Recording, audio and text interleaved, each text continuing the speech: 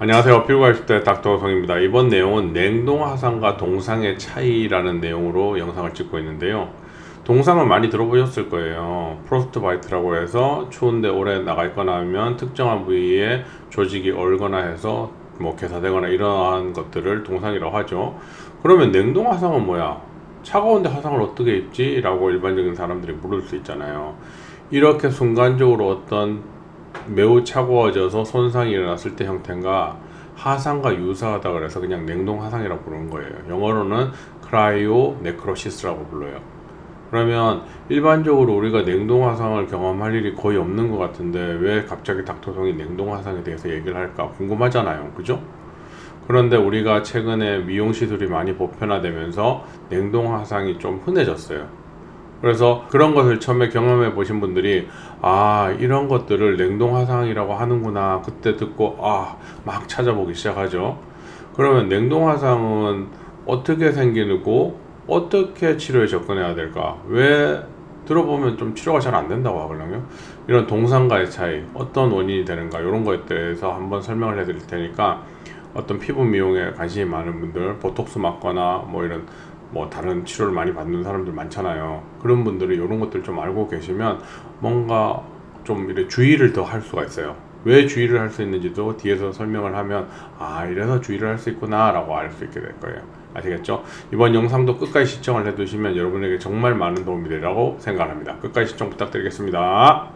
냉동 화상과 동상, 많이 동상은 들어보셨다고 했죠. 냉동 화상은 일반적으로 일반인들이 많이 경험하는 경우는 어떤 경우냐면 이렇게 생긴 형태의 아이스 쿨러, 아이스 롤러라고도 하죠. 이 끝에 부분이 스테인리스로 되어 있어요. 그래서 열 전도율이 굉장히 좋아요. 또는 깡통 같은 데 들어서 안에 얼음 같은 걸 넣어놓고 그걸 가지고 얼굴에 이렇게 문지르는 형태로 된 아이스 쿨러, 아이스 롤러 같은 것들이 있어요. 그죠? 그런 것들은 피부에 닿는 순간 피부 안에 있는 열을 그 스테인리스로 확 뺏어오면서 안에 있는 차가운 거를 안으로 밀어 넣어버려요. 그러면 순간적으로 온도가 확 떨어지게 되거든요. 실제로 우리가 냉동 화상이라고 크라이오 네크로시스가 생기는 온도를 한 마이너스 20도라고 얘기를 하는데 실제로는 그보다 위의 온도에서도 크라이오 네크로시스가 생기는 것 같아요. 일반적으로 레이저를 쏠 때 칙칙칙칙 하는 가스 나가는 방식의 레이저를 받아보신 분들이 계실 거예요. 그걸 DCD 방식이라고 하는데요. 다이나믹 쿨링 디바이스의 약자인데 그 DCD에 쓰이는 액체가 클로로플로에틴이라는 건데 걔가 이제 기체로 나가면서 순간적인 온도가 5도에서 마이너스 9도씩까지 떨어져요. 그러면 같은 곳을 계속 조사하면 온도가 쭉쭉쭉 계속 내려가거든요. 그러다가 냉동 화상을 입기도 해요. 그러면 그 부위가 시커멓게 바뀌게 돼요.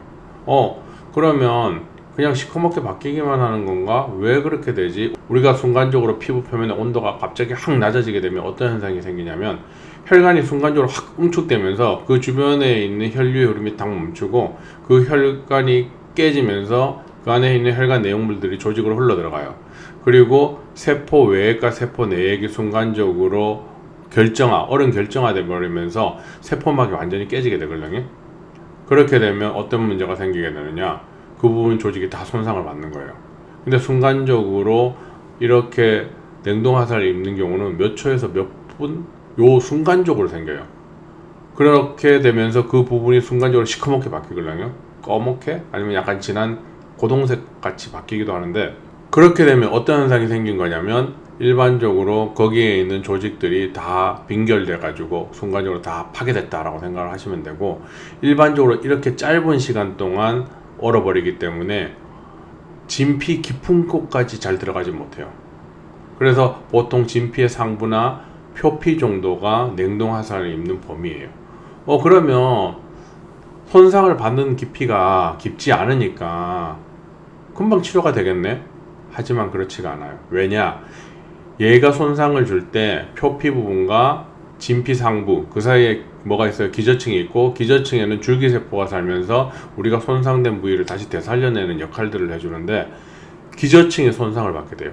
기저층이 손상을 받게 되면 어떤 현상이 생기냐면 우리가 이렇게 표피와 진피 상부가 조금 일부 손상됐으면 그리고 그 밑에 혈관이 조금 손상됐으면 턴오버, 피부의 턴오버가 28일이잖아요. 28일을 한 대여섯 번, 많으면 한 10번 정도 하면 피부에 손상된 부분이 다 떨어져 나가면서 그 부분이 새 피부로 바뀌어서 정상화되지 않겠나라고 생각을 하는데, 기저층이 손상을 받았기 때문에 이 피부의 턴오버 시간 28일이 확 길어지게 돼요.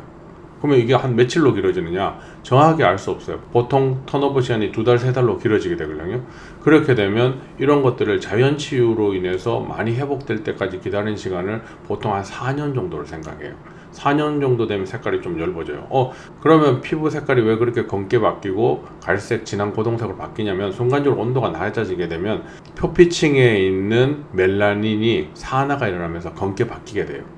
그리고 그 밑에 있는 혈관들이 다 파괴되고 괴사되면서 그 혈관 내용물들에 있는 어떤 헤모글로빈이라든지 이런 것들이 헤모시드림 침착 같이 조직으로 흘러 들어가서 다 붙어버려요. 그러면 일반적인 헤모시드림 침착도 안 그래도 치료가 느린데, 얘는 어떻게 돼요? 얘는 기저층, 즉 베이잘 멤브레인이 손상을 받았기 때문에 거기에서 만들어지는 줄기세포도 영향을 받아서 피부의 턴오버 시간이 3달 막 4달씩 이렇게 길어지니까 피부의 턴오버 시간이 늦어서 깊이가 그렇게 깊지 않음에도 불구하고 어떻게 돼요? 자연 치유로 기다려서 좋아지려면 한 4년, 5년씩 걸리는 것 같아요. 그래서 일반적으로 기다려서는 잘 안 돌아오는 경우도 많고요. 그래서 레이저 치료를 통해서 그 부분을 빨리 회복시켜 줘서 돌리는 게 가장 좋은 방법인데, 일부 살짝 검게 바뀐 거 가지고 큰 돈을 써서 치료하기는 사실 조금 아깝거든요. 그리고 거기에 또 비해서 받는 또 스트레스는 또 크고, 왜냐하면 외관상 그분이 검해져 있으니까. 주로 턱보톡스 같은 거나 어디 특정한 보톡스를 할 때 시원하게 하면 마취 효과가 있으니까 아이스쿨러로 이렇게 하다가 뭔가 쪽 붙는 느낌이 나서 거울 띡 봤더니 그 부분이 시커멓게 바뀐 거야. 이게 냉동 화상이거든요. 그러면 그 부분은 잘 안 돌아온다고 생각하셔야 돼요. 그러면 레이저를 통해서 그 부분을 빨리 좋아지게 하는 시술들을 하면 그나마 텀이 짧아져요. 그래도 조금 길어요. 그래서 이렇게 냉동 화상 같은 걸 입었을 때는 첫 번째, 상온으로 빨리 그 부분을 온도를 좀 올려줘야 되고요. 그 다음에 그 안에 있는 세포 외액과 내액이 순간적으로 얼면서 얼음 결정화됐기 때문에 얼굴이 이렇게 문지르게 되면 그 얼음 결정들이 피부 밑을 더 내려가서 조직 손상을 더 많이 일으켜서 얼굴을 절대 문지르면 안 돼요. 이해되시겠어요?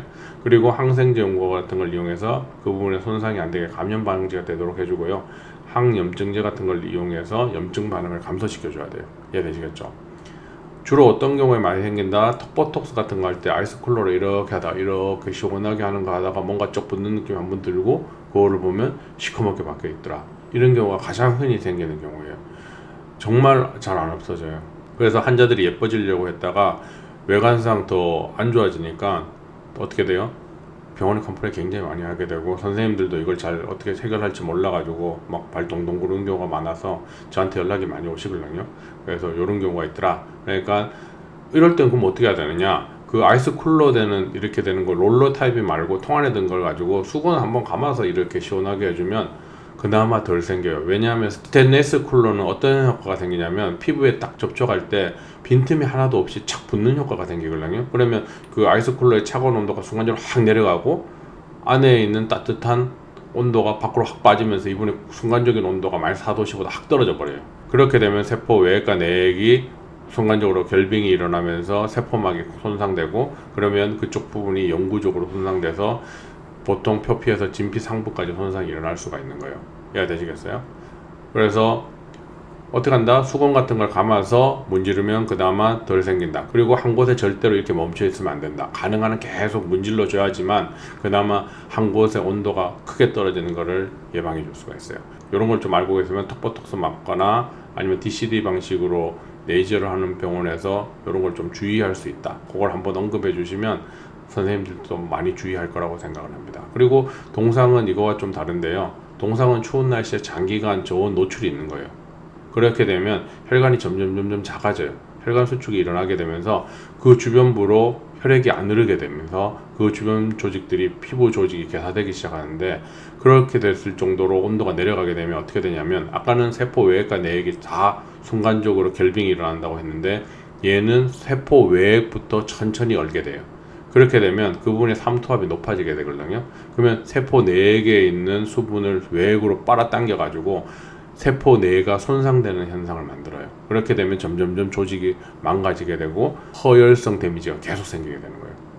그렇기 때문에 온도가 천천히 떨어져 가지고 계속 손상이 일어나는 부분은 사실은 손을 막 비비거나 해갖고 온도를 반대로 올려야 돼요. 얘는 문지르면 안 된다 그랬잖아요. 그래서 동상의 위험이 있는 상황에서는 계속 문지르게 되면 온도에 떨어지는 속도가 느려지기 때문에 동상이 걸릴 가능성을 조금 떨어뜨려 줄 수 있어요.